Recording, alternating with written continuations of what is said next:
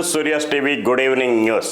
ఎన్నికల అనంతరం హింసకు కారణమైన వైసీపీ నేతలపై కఠిన చర్యలు అమలు చేసి శిక్షించాలని టీడీపీ నేత బొండా ఉమా ప్రభుత్వ యంత్రాంగాన్ని కోరారు. మీ సర్వీస్ రికార్డ్స్ని ఖరాబు చేసుకున్నటువంటి అధికారులు, ఇప్పుడు చింతిస్తున్నటువంటి అధికారులు, యంగ్ ఐపీఎస్ అధికారులు, ఎందుకు వచ్చింది ఈ కర్మ మీకు? మేము ముందే హెచ్చరించాం మిమ్మల్ని. అదే పిన్నెల్లి రామకృష్ణారెడ్డిని ముందస్తు సమాచారం మీకున్న అరెస్ట్ చేసుంటే ఇవాళ బిందు మాధవ్ సస్పెండ్ అయ్యేవాడా? అక్కడ గొడవలు జరిగి ఉండేవా?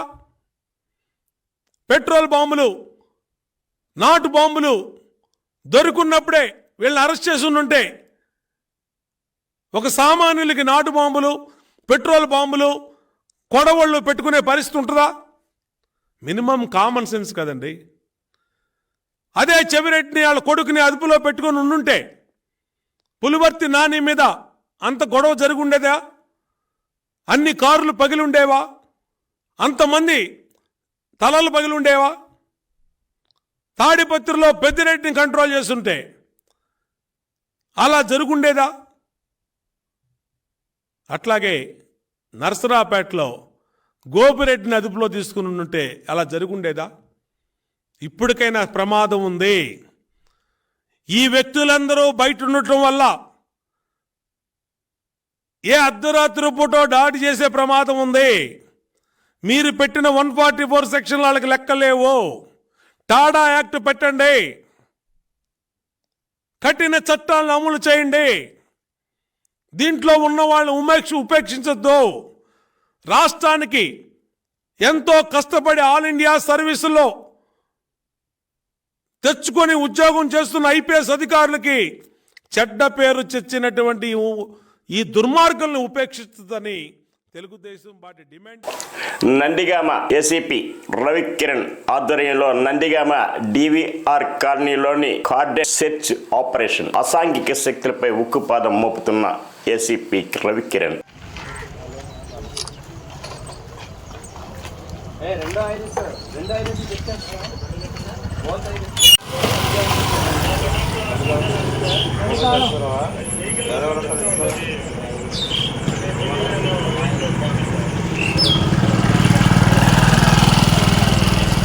అందరికీ నమస్కారం.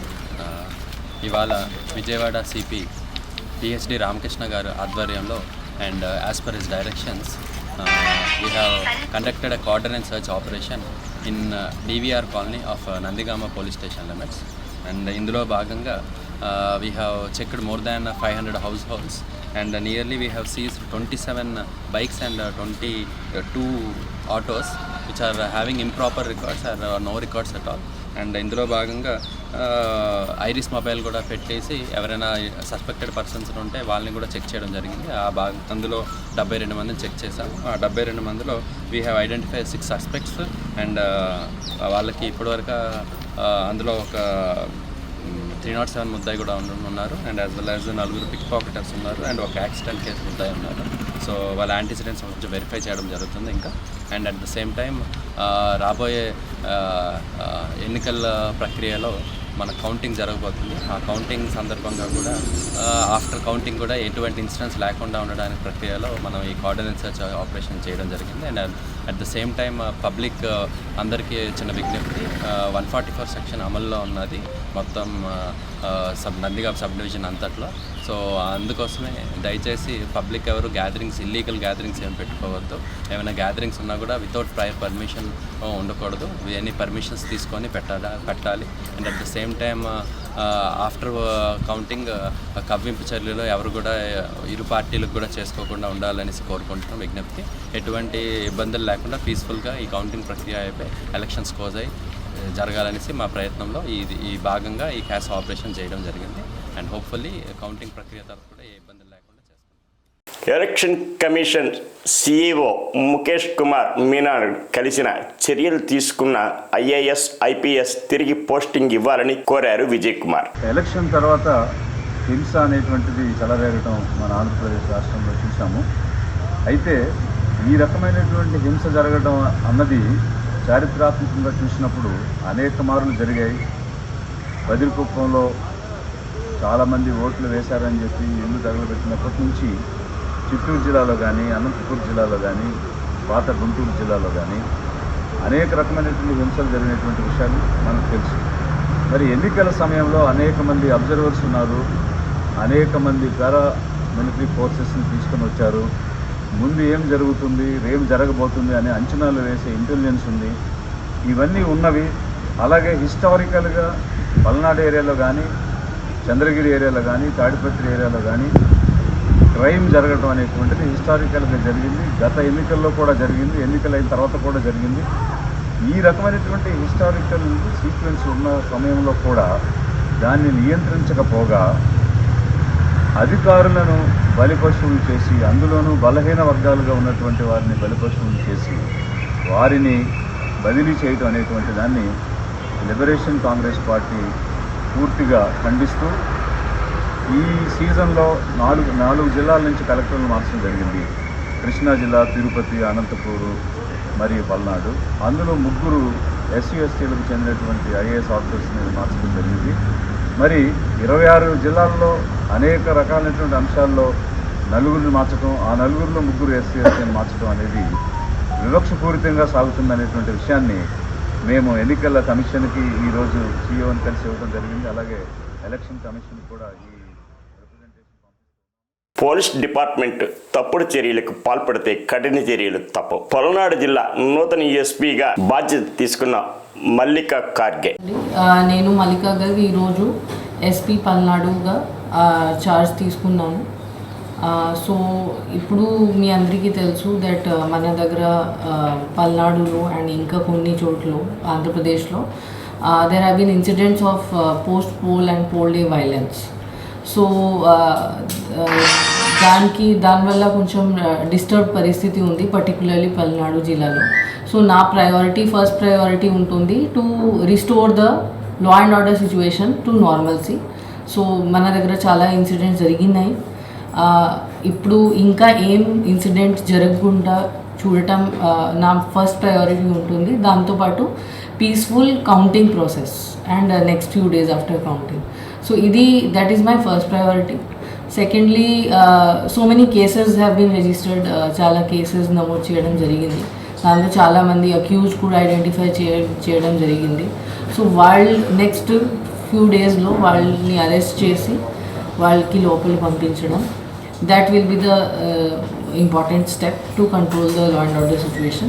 దాంతోపాటు ఇంకా ట్రబుల్ మాంగర్స్ ఎవరు ఉన్నారు, మనకి ట్రబుల్స్ అండ్ విలేజెస్ ఏమున్నాయి, దాని మీద గట్టిగా సర్వేలెన్స్ పెట్టడం, ప్లస్ మనకి చాలా ఫోర్స్ కూడా ఇవ్వడం జరిగింది పైనుంచి. అండ్ సెక్షన్ 144 కూడా అమల్లో ఉంది. సో అది గట్టిగా ఎన్ఫోర్స్ చేయడం, so that no untoward incidents take place. So that is my main priority. And my request to all political persons, candidates, political parties and public, నా మెయిన్ రిక్వెస్ట్ ఇది ఉంటుంది that మీరు లా అండ్ ఆర్డర్ది, రూల్ ఆఫ్ లాది పాలన చేయాలి. Otherwise action చేయడం జరుగుతుంది. We will not spare. ఎవరైనా ఉండొచ్చు, ఎంత పెద్ద వాళ్ళు ఉండొచ్చు, ఎనీ పార్టీ నుంచి ఉండొచ్చు, ఎనీ గ్రూప్ నుంచి ఉండొచ్చు, that is immaterial. If anybody violates the law, వాళ్ళ మీద as per law strict action చేయడం జరుగుతుంది. ఇంకా ఇన్ఫ్యాక్ట్ మన ఫోర్స్లో కూడా, మన పోలీస్ డిపార్ట్మెంట్లో కూడా any laxity, any negligence are connivance, వాళ్ళతో రాంగ్ పర్సన్స్తో కలిసి పని చేయడం ఆర్ ఆన్ పర్పస్ ఇగ్నోర్ చేయడం, ఇవి కూడా. సచివాలయంలో రాష్ట్ర ఎన్నికల ప్రధాన అధికారి ముఖేష్ కుమార్ మీనాని కలిసిన దేవినేని ఉమా మహేశ్వరరావు, టీడీపీ ఎంపీ అభ్యర్థి లావు కృష్ణదేవరాయలు, టీడీపీ నేతలు ఎం దారు నాయక్, ఏఎస్ రామకృష్ణారావు. రాష్ట్ర వ్యాప్తంగా పోస్టల్ బ్యాలెట్లకు సంబంధించి ఎంతమంది ఉద్యోగస్తులు కానీ, సిబ్బంది కానీ, పోలింగ్ సిబ్బంది కానీ, లేకపోతే ఈ డ్యూటీలో ఉన్న ఎంతమంది సిబ్బంది పోస్టల్ బ్యాలెట్ తీసుకున్నారనేది ఒకటి సీఓ గారిని అడగడం జరిగింది. ఎంతమంది ఫామ్ పేపర్ అప్లై చేశారు, ఎంతమంది ఓటు వేశారు అనేది మా వివరాలు కావాలని అడగడం జరిగింది. అదేవిధంగా ఒక ఆర్ఓ పరిధిలో తన నియోజకవర్గంలో ఏదైతే ఉద్యోగస్తుల ఓట్లు తను ఎంచుకున్నారో దాంట్లో ఇబ్బంది లేదు. రెండు అదే సేమ్ జిల్లాలో పక్క నియోజకవర్గానికి ఫామ్ టేల్ ఇవ్వటం జరిగింది. ఇచ్చిన వాటిలో 40లో 26 వెనక్కి వచ్చినాయి, 14 రాలేదు. ఆ 14 మంది ఫామ్ టేల్లో మేము ఇవ్వటం జరిగింది. వాళ్ళు ఓటేశారో లేదో సమాచారం మా దగ్గర లేదు, వాళ్ళు ఇవ్వలేదు. రెండు, ఈ ఆరో పరిధిలో పక్క జిల్లాకి 40 ఫామ్ టేల్ ఇవ్వటం జరిగింది. దాంట్లో 26 వచ్చినాయి, 14 రాలేదు. ఆ రాని 14 ఏమైపోయినాయి జిల్లాలో, ఆ రాని 14 పక్క జిల్లాలో ఏమైపోయినాయి, ఈ సమాచారంలో ఓవరాల్గా అసలు ఎన్ని లక్షల మంది అప్లై చేసుకున్నారు, ఎన్ని లక్షల మంది ఓటేశారు, ఆ సమాచారం అంతా కూడా రోమాని సీఓ గారిని కోరటం జరిగింది. అదేవిధంగా ఇప్పుడే కృష్ణదేవరాయలు గారు చెప్పినట్టు పోస్టల్ బ్యాలెట్లో కూడా ఏదైతే ఓటేసినప్పుడు గెజిటెడ్ ఆఫీసర్ సంతకం ఉన్నా లేకపోయినా, ఆయన ముద్ర స్టాంపు వేసినా వేయకపోయినా అది ఓటేసిన ఉద్యోగి తప్పు కాదు. అదేవిధంగా పాసిమేలు ఏదైతే స్టాంప్స్ 2 వేయాలో అవి వేయకపోతే కూడా అక్కడ ఉన్న అధికారులు ఇన్వాలిడ్ చేసి పక్కన పడేస్తున్నారు. సంతకం లేదనో, లేకపోతే గెజిటెడ్ ఆఫీసర్ ముద్ర లేదనో, లేకపోతే పాసిమేలు 2 స్టాంప్స్ లేవనో, ఇట్లా ఇన్వాలిడ్లో పడేసి చేతులు దులుపుకుంటూ ఉన్నారు. దానివల్ల ఎండలో కష్టపడి లక్షలాది మంది ఉద్యోగస్తులు ఓటేస్తే ఉద్దేశపూర్వకంగా కొంతమంది పురుగుల మందు తాగి ఆత్మహత్య పాల్పడింది. హుటాహుటిన విజయవాడ ప్రభుత్వ ఆసుపత్రికి తరలించిన కుటుంబ సభ్యులు. తన భర్త కాపురానికి తీసుకు వెళ్లటం లేదని మనస్తాపంతో మృతి చెందిందని మృతురాలి కుటుంబ వాళ్ళు ఏంటంటే ఆ లాయరు 3 ఎకరాలు ఇచ్చామని ఏది 10 లక్షలు బతిమలాడి మేము చేసామంట పెళ్ళి. 10 లక్షలు క్యాష్ ఇచ్చామని చెప్పారు.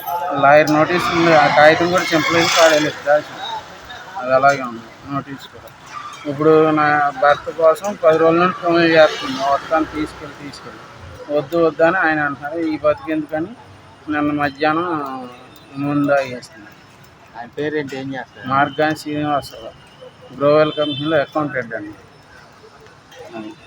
ఫోన్ చేశారా మీరేమన్నా? మేము మా ఫోన్ బ్లాక్ లిస్ట్లో పెట్టేశారు. ఎస్ఐ గారికి చెప్పాము, మరి చేసారు లేదు తెలియదు.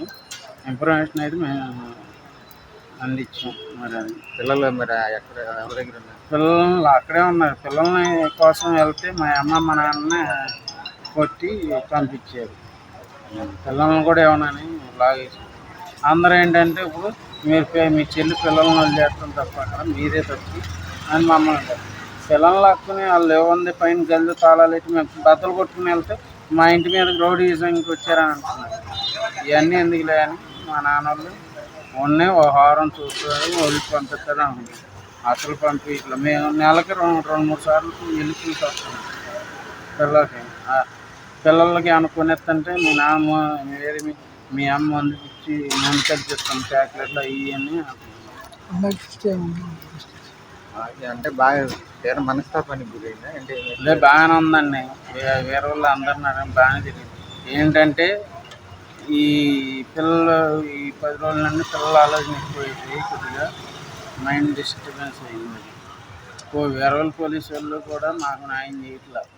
అందుకనే ఇప్పుడు ఇలాగా గట్టిగా చర్య తీసుకున్నామని ఈ వార్తలు ఇంతటితో సమాప్తం.